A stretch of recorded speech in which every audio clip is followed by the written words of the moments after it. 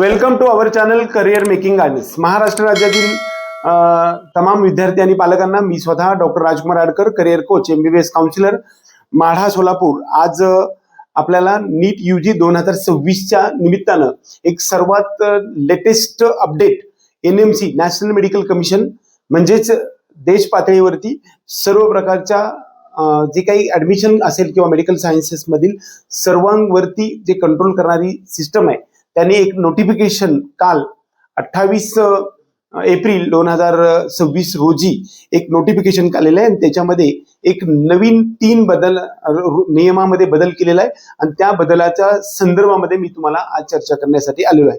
बऱ्याच वेळा काही होतं की आजपर्यंत मेडिकल कॉलेजची स्थापना होण्यासाठी म्हणजे ज्यावेळेस मेडिकल MBBS चे सीट्स वाढण्यासाठी एकतर जुने इस्टॅब्लिश्ड कॉलेज जे आहेत, जे पहिले कॉलेजेस आहेत ज्यामध्ये MBBS चे गव्हर्नमेंट किंवा प्रायव्हेट किंवा डीम्ड सीट्स मध्ये इन्क्रीमेंट होण्यासाठी काही एक नियमावली किंवा रूल्स होते.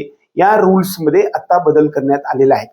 त्या रूल्स नुसार 3 कोणते रूल्स होते ते मी सांगेल आणि त्याच्यामध्ये काय बदल झालेला आहे हे पण मी तुम्हाला आता सांगणार आहे. हे नोटिफिकेशन अगदी लेटेस्ट आहे, अगदी काल NMCच्या वेबसाईटवरती पब्लिश झालेलं आहे. मॅक्झिमम सुरुवातीला एखादं मेडिकल कॉलेज गव्हर्नमेंट किंवा डीम्ड किंवा प्रायव्हेट मेडिकल कॉलेज जर MBBS ची स्थापना संपूर्ण भारत देशामध्ये करायची असेल तर NMC रूल नुसार आपल्याला कमीत कमी 100 सीट्स ने सुरुवात करता येत होती आणि जास्तीत जास्त 150 पेक्षा जास्त MBBS चे सीट्स एका कॉलेजमध्ये करता येत नव्हते. आणि त्याच्यामध्ये बदल मात्र केलेला आहे की तुम्हाला सीट्स 250 पर्यंत नेता येऊ शकतात. म्हणजे 150चं लिमिट काढून टाकलेलं आहे. म्हणजे जे जुने एस्टॅब्लिश्ड कॉलेज आहेत त्यामध्ये जर त्यांच्यामध्ये सर्व प्रकारचे रूल्स फॉलो केले गेले तर आणखी 50 किंवा 100 म्हणजेच 200 किंवा 250 सीट्सने इन्क्रीमेंट होऊ शकणार आहे. किंबहुना नवीन कॉलेजची स्थापना करताना सुद्धा 100 किंवा 150 किंवा 200 किंवा 250 कॉलेजची इस्टॅब्लिशमेंट सुरुवातीने होऊ शकणार आहे, असा नियम नंबर 1 मध्ये आपल्याला नमूद करण्यात आलेला आहे.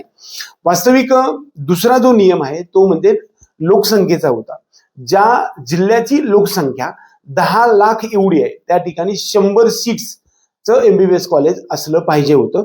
ज्या ठिकाणी 15 लाख एवढी लोकसंख्या आहे त्या ठिकाणी दर 10 लाखाला 100 सीट्स, 20 लाख असेल तर 200 सीट्स, 25 लाख लोकसंख्या असेल तर 250 सीट्स असा जो रूल होता तोही नियम आता कालच्या नोटिफिकेशन नुसार काढून टाकण्यात आलेला आहे. म्हणजे 10 लाख लोकसंख्या असून सुद्धा त्या ठिकाणी 200 किंवा 250 सीट्सचे वेगवेगळ्या कॉलेजमधून किंवा एका कॉलेजमध्ये सीट इन्क्रीमेंट होण्याची शक्यता आहे.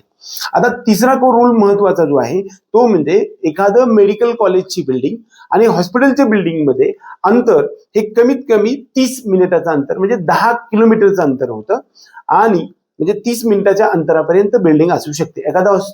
एखादं हॉस्पिटल असेल की ते इस्टॅब्लिश्ड जुनं काही वर्षापासूनच असेल आणि त्यांना जर मेडिकल कॉलेज काढायचं असेल तर त्याच्यासाठीची जी वेळ होते, ती जी जागा होती ती 30 मिनिटाच्या अंतरावर किंवा 10 किलोमीटरच्या आत आणि हिल एरियामध्ये 15 किलोमीटरच्या आत असण्याचे जो रूल होता तो आपल्याला 30 किलोमीटरवर घेऊन गेलेला आहे. म्हणजे मेडिकल कॉलेजेस स्थापनेसाठी काही संपूर्ण भारत देशामध्ये काही हॉस्पिटल आहेत की वेल इस्टॅब्लिश्ड हॉस्पिटल आहेत परंतु त्यांना मेडिकल कॉलेज काढता येत नव्हते कारण त्या ठिकाणी हॉस्पिटलची म्हणजे मेडिकल कॉलेजची बिल्डिंग बांधण्यासाठी जागा उपलब्ध नव्हती आणि जी जागा उपलब्ध आहे त्या जागेचं आणि हॉस्पिटल पासूनचं अंतर हे 10 किंवा 15 किलोमीटर पेक्षा जास्त होतं. अशा काही संस्था आहेत, या संस्थांना सुद्धा मेडिकल कॉलेज काढण्यासाठीचा हा एक महत्वपूर्ण नियमामध्ये बदल झालेला आहे. त्यामुळं या नियमामुळे जवळपास या वर्षीपासून पुढील काही वर्षामध्ये MBBS चे सीट्स खूप तुफान वेगाने वाढण्याची शक्यता आहे. एकंदरीत या सगळ्याचा परिणाम पुढे जाऊन मेडिकल कोर्सेसवरती किंबहुना जे काही मेडिकल ग्रॅज्युएट होणार आहेत किंवा PG ग्रॅज्युएट होणार आहेत यांच्यावरती सुद्धा परिणाम होणार आहे किंवा नाही हा एक पुढचा संशोधनाचा विषय होत आहे. तर आजच्या ह्या व्हिडिओमध्ये आपण जे काही NMCने नवीन नियम काढलेला आहे ते यावर्षी 2026 मध्ये किती कॉलेजमध्ये भारत देशामध्ये वाढ होण्यासाठी सुद्धा मदत होऊ शकते. जुन्या गव्हर्नमेंट कॉलेजेसमध्ये 100 सीट्स पासून ते 250 सीट्स पर्यंत वाढू शकतात. त्याचबरोबर 150 पासून ते 200 किंवा 200 ते 250 पर्यंत सीट्स वाढू शकण्याची पॉसिबिलिटी नियमानुसार जे काही पहिल्या नियमाच्या बदलानुसार झालेला आहे. दुसऱ्या नियमामध्ये लोकसंख्येवाईज जे काही सीट्स होते ते सीट्स सुद्धा आता काढून, तोच नियम सुद्धा काढून टाकलेला आहे. त्यामुळे 10 लाखांनुसार 100 सीट्स असणारं कॉलेजच्या ऐवजी 10 लाखामध्ये 200 किंवा 250 किंवा 150चं कॉलेज सुद्धा, किंवा 2-3 कॉलेजचे मिळून सुद्धा 250 सीट्स होऊ शकतात. 100चं लिमिट काढून टाकलेलं आहे.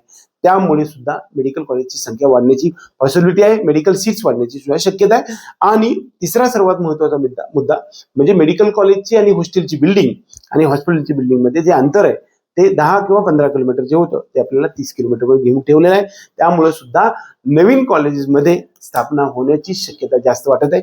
याचा आधारे, याच नियमाचा आधारे यावर्षीपासून पुढील 5 वर्षामध्ये MBBSचे सीट्स खूप जास्त वेगानं वाढतील असाच एकंदरीत आम्हा सर्वांना अंदाज वाटतोय. आणि त्याचा परिणाम डायरेक्टरित्या आपल्या सर्व काउन्सिलिंग प्रक्रियेतल्या कट ऑफ वरती आहे आणि तुमचा कॅटेगरी वाईज कट ऑफ सुद्धा खाली येण्याची पॉसिबिलिटी वाटत आहे. एकंदरीत आपल्या सर्व विद्यार्थी आणि पालकांना आपल्या अशाच नवनवीन लेटेस्ट आणि जेन्युइन आणि ऑथेंटिक इन्फॉर्मेशनसाठी किंवा अपडेटसाठी आपल्या चॅनलला सबस्क्राईब करा. त्याचबरोबर बेल आयकॉन दाबून आपल्या चॅनलला सबस्क्राईब जरूर करा. एवढंच नव्हे तर ज्या विद्यार्थ्यांना आपल्या नीट UG 2026 साठी नीट पेड काउन्सिलिंग प्रोग्राम मध्ये सामील व्हायचं आहे अशा विद्यार्थ्यांनी डिस्क्रिप्शन बॉक्समध्ये दिलेल्या नंबरवरती संपर्क करू शकता. एवढंच या निमित्ताने. जय हिंद, जय महाराष्ट्र.